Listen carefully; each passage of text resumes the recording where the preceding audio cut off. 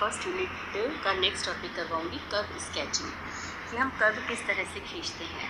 सबसे पहले हम देखते हैं कि कर्व क्या होता है। दो चरों के परस्पर संबंध को दर्शाने वाली रेखा जो है उसे हम कर्व कहते हैं। फंक्शन क्या है? यदि दो वेरिएबल x और y किसी दिए हुए नियम या f से इस प्रकार संबंधित हो कि x के प्रत्येक मान के लिए y का एक निश्चित मान प्राप्त हो, तो y को x का फलन या फंक्शन कहते हैं और इसे हम y = fx लिखते हैं। x इंडिपेंडेंट वेरिएबल है, y डिपेंडेंट वेरिएबल होता है, और अगर हम लिखें y = fx, इसका मतलब ये है कि y x का फलन है। यानी फंक्शन क्या है कि किसी भी दो वेरिएबल x और y किसी दिए हुए नियम या f से इस प्रकार से संबंधित हो कि x के हर मान के लिए y का एक निश्चित मान प्राप्त हो, तो हम y को x का फंक्शन कहते हैं। हम देखते हैं वैल्यू ऑफ फंक्शन क्या है। सपोज y = fx एक फंक्शन है। अगर x = a, in that case y = fa, means fa function fx का मान है जबकि x = a दिया हुआ है। जैसे हम एक एग्जांपल सॉल्व करते हैं। यदि fx = 2x² - 5x + 1 हो तो f2 का मान ज्ञात करो। यहाँ पर हमें x की जगह हम क्या करेंगे, 2 रखेंगे वैल्यू। तो x के अंदर हमें दे रखा है fx = 2x² - 5x + 1। यहाँ जहाँ पर x टर्म है वहां पर हम क्या करेंगे, 2 रखेंगे। तो f2 = क्या हो गया, 2 × 2² - 5 × 2 + 1।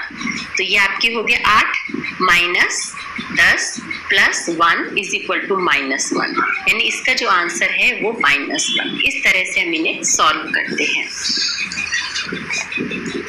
अब हम देखते हैं रेक्टेंगुलर कोऑर्डिनेट सिस्टम, यानी समकोणीय निर्देशांक पद्धति या कार्तीय पद्धति क्या होती है। कार्तीय पद्धति के अंतर्गत किसी समतल पर दो पारस्परिक लंब सरल रेखा XOX' तथा YOY' होती है जो एक दूसरे को बिंदु O पर काटती है।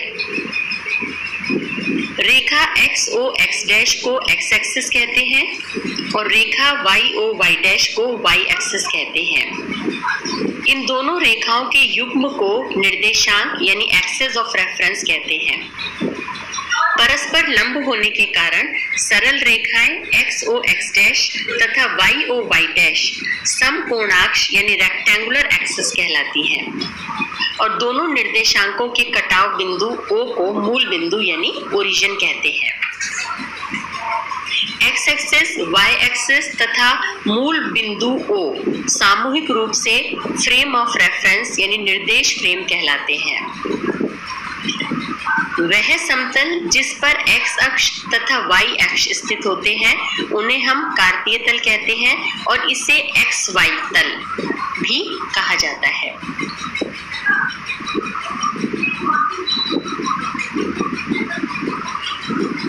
किसी क्रमित युग्म, जैसे हम यहाँ पर ये XY की स्थिति किसी बिंदु P द्वारा व्यक्त की जाती है।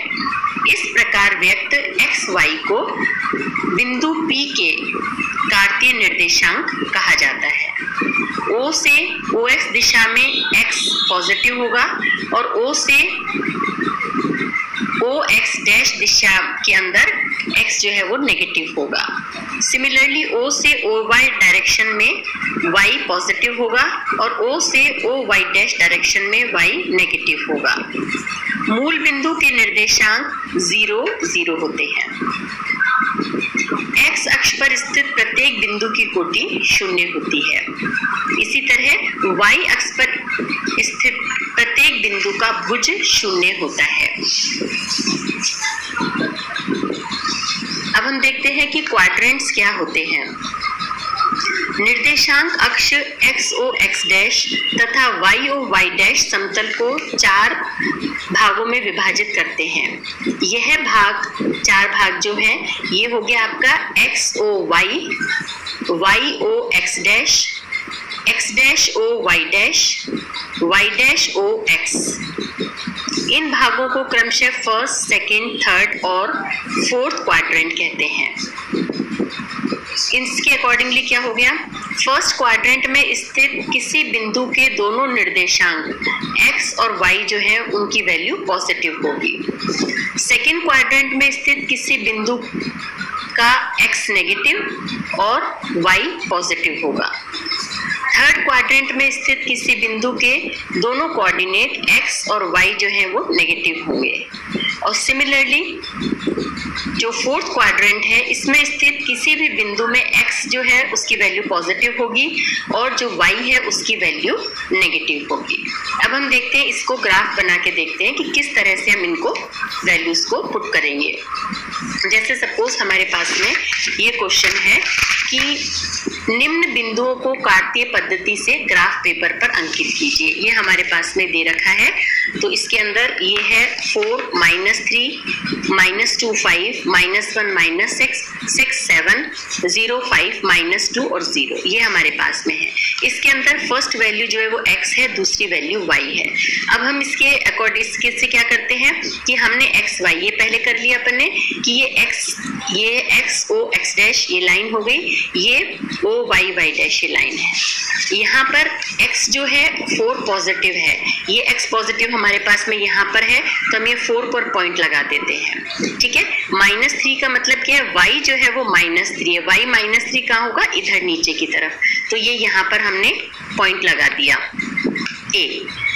ठीक है, ये अब इन दोनों को हम यहाँ से और यहाँ -3 इससे मिला देते हैं, तो ये हमारे पास में लाइन आ जाती है। इसे हमने ए पॉइंट कहा है, यहाँ हमने लिख दिया 4 -3। ठीक है, इसी तरह से हम नेक्स्ट देखते हैं -2, 5, ये हमें प्लॉट करना है। -2 का मतलब x की वैल्यू -2 है, तो x यहाँ पर है ये नेगेटिव, तो हमने ये -2 है यहाँ पर पॉइंट लगाया। 5 जो है x की वैल्यू 5 पॉजिटिव है, इससे हम x पॉजिटिव यहाँ पर है, तो हम यहाँ पर b पर एक पॉइंट लगा देते हैं। ठीक है, अब इन दोनों को हम b पे इधर ये 5 जो है यहाँ पर हमने पॉइंट लगा दिया, इन दोनों को मिला दिया, तो ये जो हमारे पास में ग्राफ आया ये क्या वैल्यू शो कर रहा है, -2 और 5। सिमिलरली नेक्स्ट है हमारा -1 और -6। इसमें x की वैल्यू भी -1 है और y की वैल्यू जो है -6, दोनों वैल्यूज जो है वो नेगेटिव है। हम देखते हैं x नेगेटिव इधर है, यहाँ पर हम -1 जो है वहां पर पॉइंट ले लेते हैं, और -6 y की वैल्यू -6 यहाँ पर है, यहाँ से एक पॉइंट ले लेते हैं जिसे हमने सीध कहा है, इन दोनों को हम मिला देते हैं, तो ये हमारे पास में जो ग्राफ आ रहा है ये -1 और -6 की वैल्यू को शो कर रहा है। नेक्स्ट है हमारे पास में 6 और 7, मतलब इसमें हमारे पास में x और जो y है दोनों की वैल्यू जो है वो पॉजिटिव है, तो x यहाँ से हमने 6